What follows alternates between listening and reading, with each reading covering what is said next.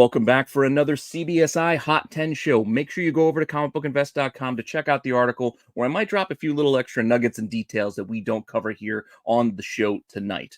But make sure you check out all the articles over there on the site, as well as all of the content we have here on the channel. Make sure you like, you subscribe, you hit that alert button so you don't miss anything. Keep telling your friends so we can keep growing the channel. And if you want to see this week's list, all you got to do is hang on for a few seconds after the intro, and we will be right back.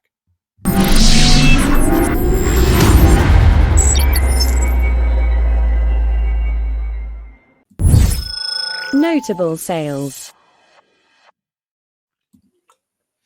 And our first book, it's back. Yeah, looks familiar because it is. We saw this in a 1/8 sale not that long ago.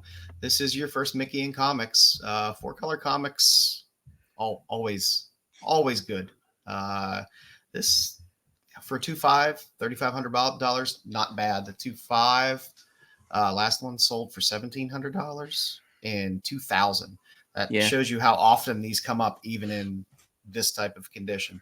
So it's a little piece of Disney history. It's definitely something that will just keep creeping up, and when we get these sales, we like to slot them in and see where those grades are falling and those prices are falling. So you know what's always interesting about these 4-color books is 2 parts. One, you find a lot of them like raw, you know what I mean? And I think part of the issue why they don't sell a ton too is because, I mean, I know that grading is subjective, but like sometimes you'll see somebody like this say like, oh, well, this isn't a 2.5. They don't know what they're doing. And they'll think it's like a 5 or a 6.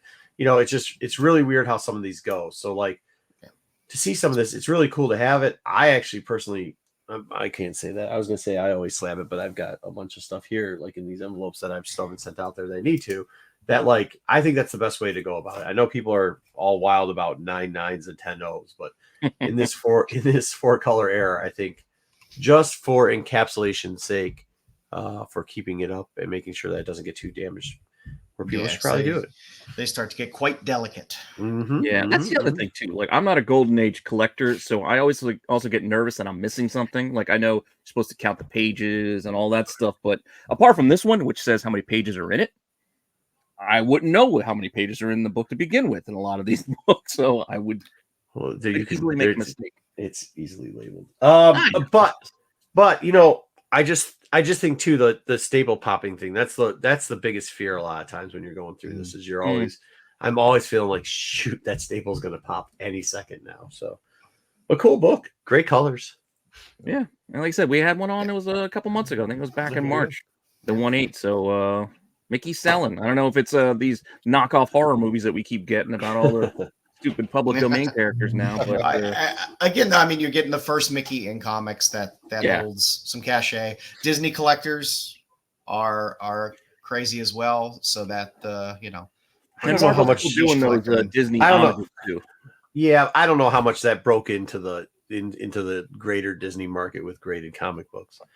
I mean, you see a lot of times, but that's once again one of those areas where I think that the non-graded do break into that segmentation. So you might be seeing, some of this pop up because once somebody gets one, once somebody grades one, once someone sells one, then they're like, oh shoot, I can grade that too, find it and sell it. Yeah. So.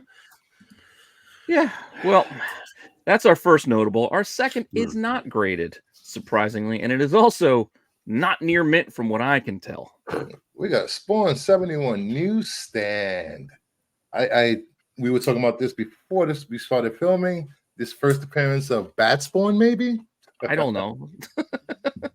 We got a Bat Stalker for $775, a 9.6 sold for $660, back on $125. Spawn collectors are crazy. They've been buying up the weirdest Spawn titles lately, and more power to them. The last Raw sold for like 130, I think, end of the year last year. And then the one before that was like 200 or something like that. So it's really inconsistent what they're willing to pay for some of these weird newsstands. And there's a ton of spine ticks on this book.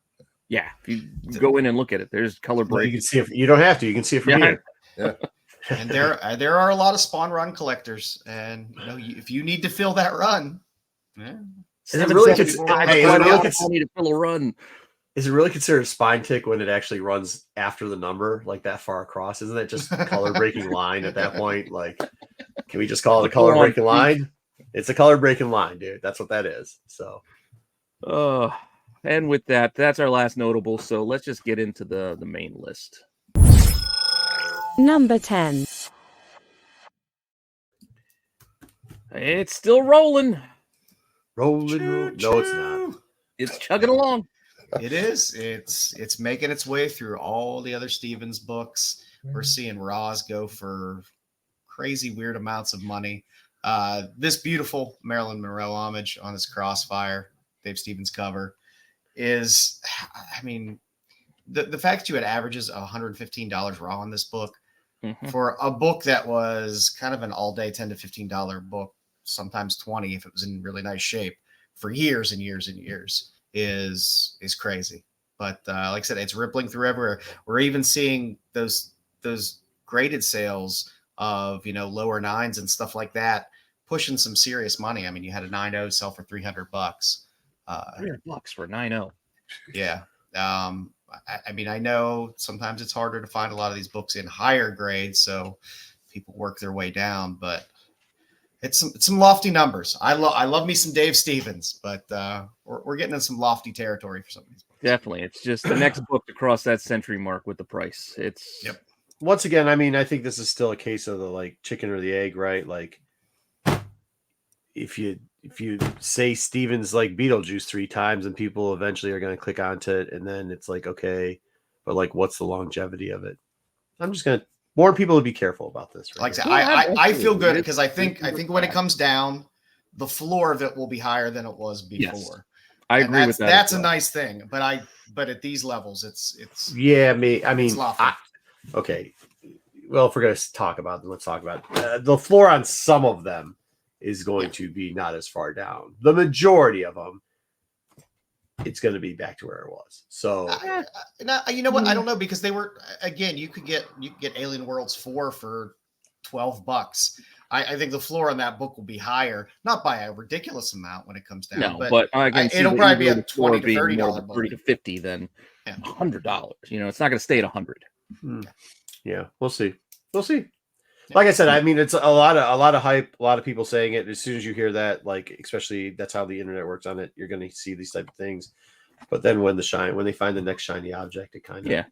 And I think that's just the thing about it is right now is that with everybody, as you said, get whatever weird ass Steven stuff you can get though. It's just whatever next book somebody wants. The next one somebody's going to throw up is going to be it. So like this is something we've been telling you about for months now. If you like, go ahead, get the cheap one, because you buy 5 cheap ones. One of them somebody's one will be one that somebody decides to talk about in another few months. It's getting very hard to find any cheap ones anymore. Even the ones that were very cheap before are at a price now that I'm not comfortable buying in at, even raw.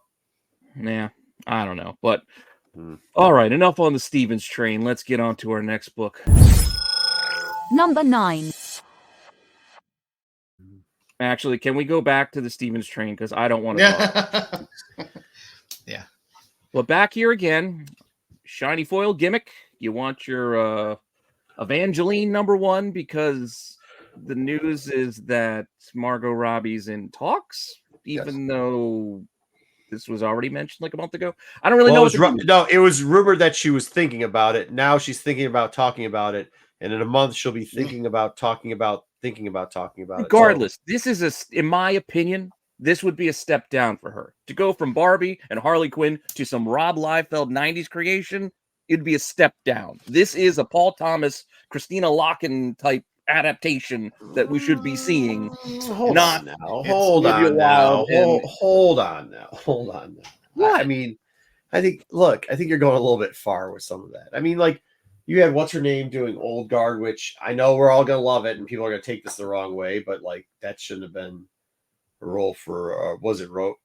I can't remember what the actress name was. Charlize Theron. Yeah, she did a good job with that. I like that movie. I agree, but I'm just saying, like, it's not like that. It's not like that character was like setting the world on fire, bro. Here too. Yeah. Let's see how far this goes. This is like. Did you read Old Guard and did you read this? Well. I hope they can find somebody to cast that has 7-foot long legs. But no, what I'm just saying. Yeah, you could say, did you read Old Guard? But it doesn't matter because of the it's how they translate it, anyways. I mean, if you see it, like, there's a lot of people just like everything else that think Rob Liefeld created the Deadpool that we see today. That's not the case. Yeah. But you're not going to be able to tell people that. You can't I put this stupid. Right? I put this on the level of like Warrior Nun. Yep. Yes. Okay, I agree. I think you guys are missing the point. It doesn't matter. All they're doing is saying, hey, he created a character, which he copied a character, but whatever, that is doing very well. So any character that he quote unquote creates, they're going to think that there's the possibility to get the same type of run on it. Which, considering he doesn't do much, he doesn't have shit to do with Deadpool, there could be. You get the right people writing the script and directing it. I mean, chicks whose boobies are popping up and got long legs, that can work. Robo and Shiny Foil is back Robbie up girl. to $20-$30 again, where last week it was back down to $10. So yeah, there you go. Yes, any news is good news. I think what was it, a decade ago? Gina Carano was supposed to play the lead of this, then the deal fell apart. Decade ago. Yeah. Well, I mean, then it must not be a lot of acting going on in this. I don't think there's a lot of writing going on in this. I would. Those are the longest, skinniest feet I've ever seen. They're not. The art's terrible, bro. I know they're not drawn by Liefeld. But enough about that book. I don't want to talk about that book again. Hopefully, it doesn't make the list again. But I can't control it. You guys will in a month. In a month, they'll make it again. You all keep buying it. I gotta put it on there. Number 8. More movie news. Yeah. DC Comics presents 47. Man. Masters of the Universe is going back to live action. Mm-hmm. The director of that's always gone well. Bumblebee has signed on to direct this. We're up to 100 to 140. 9.6s are up to 250 to 500. I don't know about this. No, why don't you guys shit on this as bad as you just did the last thing? Because it's the exact same thing about the last one. Live action's been shitty. The Bumblebee movie's shitty. But hey, I mean, yeah, I have no faith. I agree with you, Marco. I have no faith in this live action. But I'm down. I mean, it's like doing Doom with Skeletor. They're bound to screw it up. Yeah, but it's all right. I'm still gonna watch this dog shit. No, I'm still gonna watch it. Yeah, we're all gonna watch it.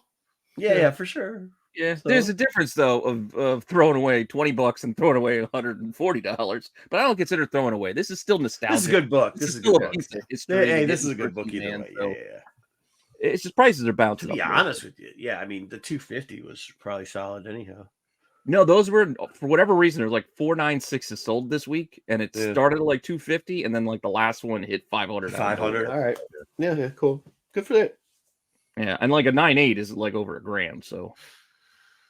It is what it is, but I don't think a 9.8 sold this week that I remember. But anyway, I love this cover. Man. I really do. I think it's a beautiful cover. So, hey, man, or at least it's the style that I like. Whatever. I get you. I like the Star Comics. Yeah. All right, let's get with lucky number 7. Number 7. Dead Boy. It's a good show. Plain and simple. It's a good show. They delivered a good show. Sandman 25, first appearance, Dead Boy Detectives. I mean, $25 to $40 is reasonable. A high sell 50. It's reasonable for this book. The show is fantastic. I'm guessing it should probably get a second season. I think it was pretty well received all around. It may not, because the views were not spectacular. Man, we'll see where it goes. That's what they said about Sandman when it first came out too. Here's the deal with this. This is number 2. This is a winning streak for Gaiman properties under the same title of Sandman. So you better start paying attention. And Gaiman's involved. You know, he was an executive producer on this. I know he had a hand in the Sandman series as well. Yeah. So I like that he's involved with it, which goes a long way for me, as opposed to handing it off to somebody else to just. Well, it's not just that. Yeah, I think there is some integrity towards, like, obviously the storyline. It's just like in Sandman, the storylines are not the same, but the similarities, like the adaptation, because that's what it is an adaptation, are very good. They're very well done. But what I'm telling you is that, like, something new out of it. You know, at one point it was all about like 4 books in all the Sandmans that people were kind of going after, but not really.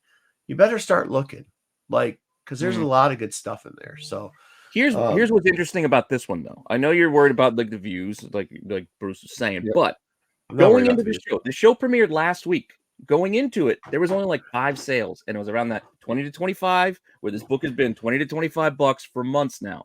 These sales happened after the show dropped. That doesn't often happen with these TV shows. It's usually the rush right before the show hits is when you see the spikes. This spiked after people actually gave it a try and watched it. So I do think that speaks to the quality of the product, that maybe we'll see more views. Plus, people going to this as more people recommend it and say, "Oh, it's good. Check it out." Spread the word. Plus, can we also say like what dropped at the exact same time they did? Like not only in Nerdum, but also like the draft was right then. Like there's huge events going off of. There's not a lot of time sitting down. Weather broke. You're seeing this get traction. You're seeing more and more people get it. I don't think people realize this was part of the Sandman universe in itself. No, a lot of people. You got to remember, sometimes we get so isolated in our Nerdum world that we think everybody knows. We're too smart for the rest of the people. And now, it's going to take a little bit long, as Pete was saying, for some of this to get to the masses. And this is, and it wasn't super heavily promoted either. I mean, it wasn't crazy promotion. Yeah, but I mean, dude, it's going to be, but in that breath, Joe, it's going to be harder to do that, right? Because you used to get, and coming up from the guys who made, or like whatever, from the storyline that made the hit Sandman on Netflix. Now it's even hard to see what's coming out the next week on some of this stuff. I mean, I did till you hit us in the text with it, and then you hit us with the text, "Hey, it's up." I just started watching it. I mean, maybe last Sunday or maybe Monday. I started watching it Monday, I think. And it had already been out for like a week, hadn't it? Something to that effect. It came out on the 25th. Yeah. So like, I mean, it's getting one of those rotations where we're getting a lot of content right now. Some of the content's finishing up. It's probably a poor time. So like when you say that the views aren't up yet, I'm not worried about it because it's starting to trend on the Netflix trending area. And usually it takes a couple weeks for that to happen anyhow. So, and it's not something that's going to, I mean, if they can give Lock and Key as many seasons as they did, I think they can. Well, I'm saying, like, I'm not even worried if they give this a second season. What I'm telling you is, if he's got this that's gotten some pretty good stuff out of it, we've already got Sandman that's done very well. There's something next. What's next coming? Yeah. You know what I mean? Look down that pipeline. So, and if you're going to Netflix to watch Rebel Moon, skip it and watch that. That's what happened. I think a lot of people watch that garbage Rebel Moon. Yeah, I'm waiting for the R-rated Rebel Moon cuts with new titles. I'm waiting for that thing to get. I'm waiting for somebody to rewrite that and stop.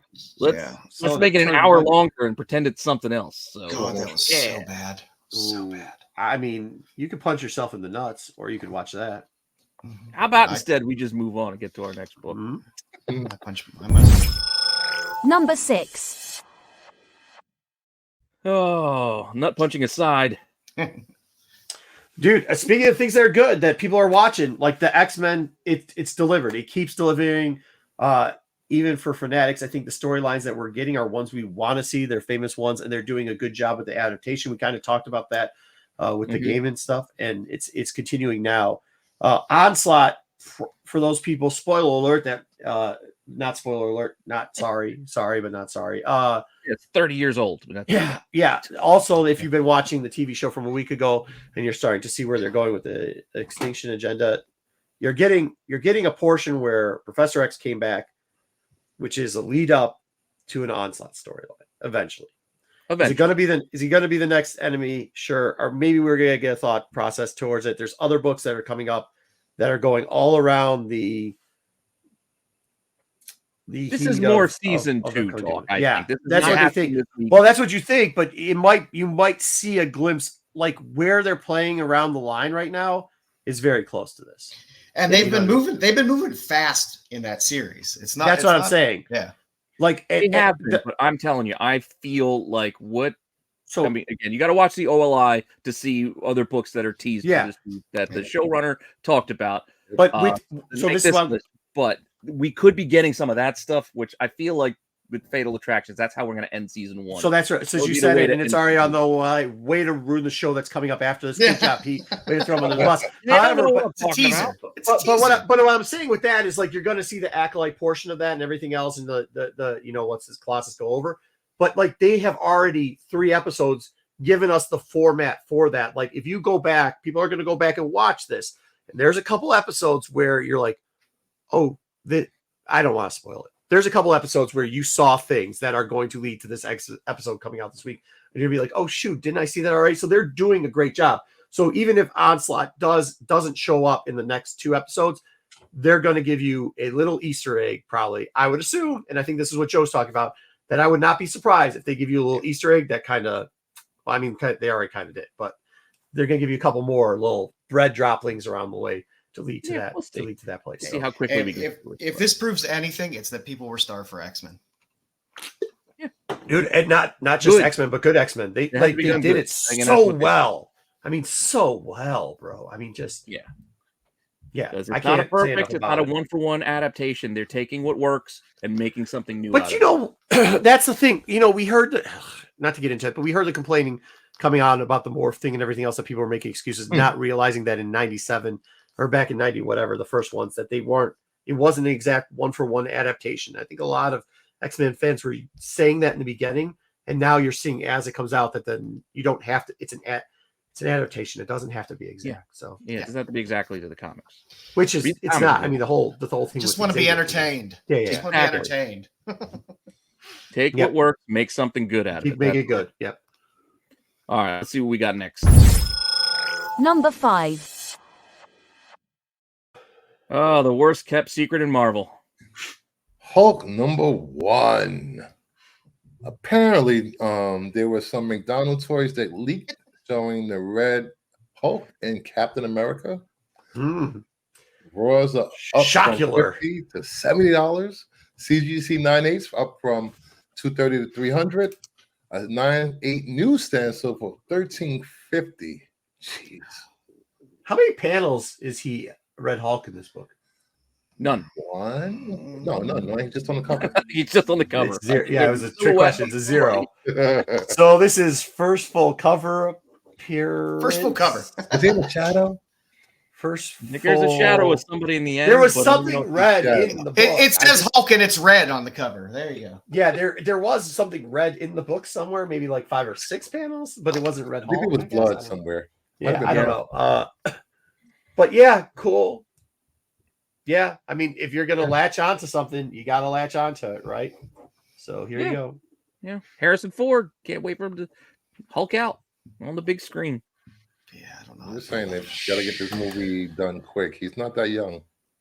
And he still likes to fly planes into the ground, so helicopters. Sorry, helicopters now. Aircraft, whatever. With that, all right, let's get on to our next one. God bless you. Number 4. More X-Men. All right, they didn't off him in the first week, even though we just talked about how fast they're moving through people. Bastion's still going on. They've done him even better. I didn't think they could make him better. I mean, I always like the X-Force version of him. You know what I mean? He's got the wings and everything else. Yeah, but like you got more feeling out of him. They have relayed him to be a bad guy that you very much dislike, but you want to keep around because eventually you want to see him get his due. And, I think, but like you want him to do even more. It's weird that you kind of want him to do more bad stuff so that you're like, okay, now everybody has to just, everybody has to hate him. Yeah, you want to hate the bad guy. When you saw Cooper do her thing where she's like, oh, well, you're not so bad, but then she betrayed him. But then you get to see a lot of stuff and you're like, cool, this guy, let's see a little bit more. Because really he's just killed a bad guy at this point, right? You're like, oh, yeah. Well, and with the basically the 3-part finale, we know they're probably not going to throw in another like filler episode or filler storyline. No. I'm not going to have to see Forge in his shorts again. Yeah. Do we? I don't know if people knew this character. Is anybody on this panel not that familiar with this character and like how his origin was? Because I thought they did a great job of explaining his origin to people who maybe knew who the character was, but wasn't that familiar with his origin. Because when I tried to explain it a bit last week, it's yeah, I had no idea.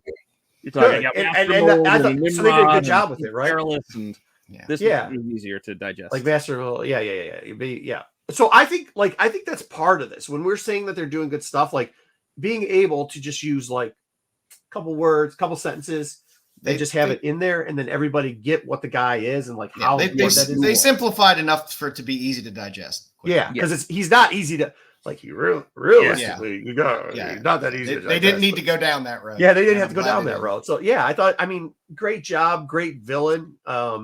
And they're making him even better, I think, in the TV show. So yeah, so this was on the list last week, but last week's highs of $20 have now become the average, and the new highs are around $32 for this former dollar bin fodder book, which is again he's not a one and done. This this is just this used to be a C-list book, Pete. This was on the C-list for I think $1. Yeah, so, yeah, fair enough. So, but there we go. Let's see what our top 3 has for us this week. Number 3.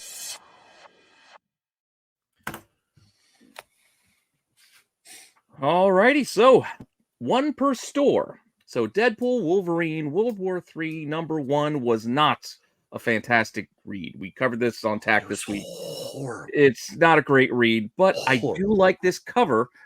But it is just a reworking of an open order cover, which you can see he's wearing the blue and yellow suit. The trade dress is a little different. So the one per store is just the brown suit with a different trade dress. And just for fun, the 1/100 is a version of that regular trade dress version. So we got a lot of different options for this same looking cover. Yep. Just spend the cover price and get that, a Delato's a Delato is a Delato. It's a Delato. It's a good Delato cover. Yeah, I mean, Delato makes... I am a fan of Delato's artwork. That's kind of a good style that I like, and especially with the superheroes when he does those, and he did another good job here. Details, though. What's that? Details on the side. Disregard what's on the side here. This is something that's selling about $30 to $40. There have been about 30 to 40 sales on it as well. So these are the details from our last book. So maybe you can edit that out and just switch it, or maybe not. Just leave it the way it is. Okay. Here's the deal. I don't feel like editing it out. Okay, cool. Yeah. Either way, good luck with it. That's how one in stores work a lot of times. Tomorrow, poly bags, just like those Capullos they gave out not that long ago. Yeah. So let's just get on to number 2. Number 2. I dig this cover. Yeah, a homage of a homage is a homage, but it's still a cool homage, right? It doesn't matter if it's Wolverine and Sabretooth. It doesn't matter if it's a man's head. It doesn't matter what it is. It's working out well. Blood Hunt #1, the Red Band edition, 1 in 25. I thought I bought this book. Apparently, I didn't buy this book, but everybody else did. And lucky for those people that got it for ratio or under, because now there's about 20 sales averaging $60 and highs of $75. I will sit back and wait. Yeah. I think it's probably got a little bit of room to go up still, but then a little bit to come back down. But I usually am pretty lucky with that. We'll see. I mean, because it's interesting. They made the incentive for this specific to just the Red Band copy. Nice. So it's not part of the regular mix. So we'll see. Yeah. We'll see what happens with it. Like the last Marvel homage of this, the most popular one, at least the Wolverine Sabretooth one, has always had a way of staying up years later. So not maybe to its heights, but it had, and it's had a comeback. You've seen it on the list recently here. Probably because of the movie, but this one too, I think it's going to be an okay one. People like, if you're going to collect one, then you're going to collect 2, then you're going to collect 3. The prices usually don't get as high as the original homage, but you know what I mean? It'll still be more than what it was. So I'm guessing they had to just buy the Red Band to be able to qualify for the... Yeah. You had to get 25 of the Red Band to get one of these. Yeah. And Red Bands were, $1 or $2 more than the regular. So that's going to be interesting. Yeah, for sure. I don't know how many there were. We'll see. I mean, that makes it. I mean, that's a little That's a little fly in the ointment. A little caveat to make it. Maybe more collectible. We'll see. But that leaves us with one left. And our number 1. The number 1 book of the week. I thought it was going to be that Blood Hunt, but surprise, surprise. That's a lot of muscle. People apparently like a lot of core work. Worst team name in the world, The Assembly. The Assembly. We had a lot of people on TAC try to get us to review this book or say anything about it. And then they said this book was probably moving pretty well. Shout out to the fans of the TAC show. Good job. Yep. All 3 covers. All 3 covers of this one. They're all open order. No incentives here. All 3 of them are worth picking up. There have been well over 150 sales of this book this week, averaging about $15 now.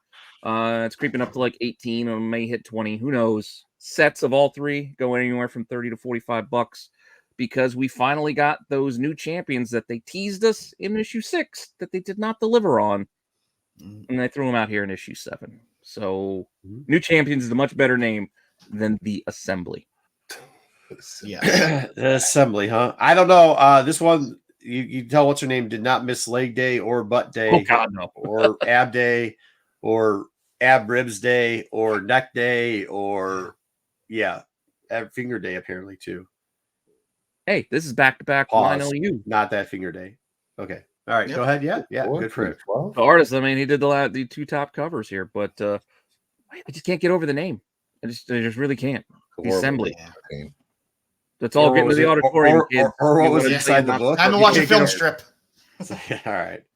All right. But that's fun. it. It's fun to see a regular old, regular book. Wednesday Warriors can be excited to go run to their stores, grab a cover price book, and flip them like the old days for $15. Haven't seen that in a while. Like a month. Cool. Yeah.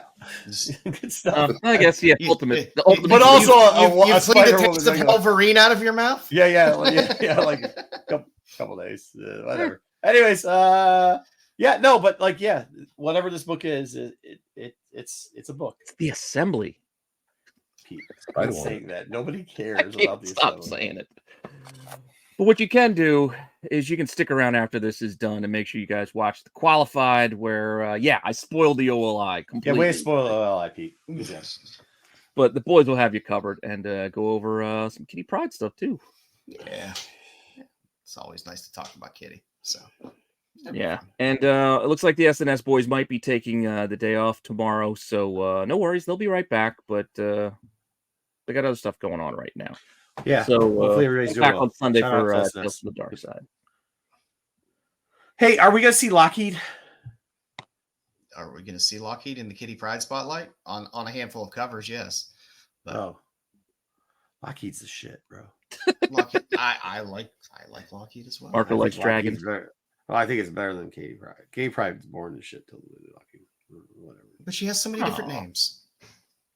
She does have a lot of names, and she's got a lot of. And now she's a ninja. A lot of relationships. Well, remember, a lot of job she had changes. ninja skills in Kitty Pride and Wolverine in the mini. That's true. She's like the help wanted section on Craigslist. Who knows? Well, with that said, stick around and watch the boys, and we'll see you next week with another list. All right. Bye.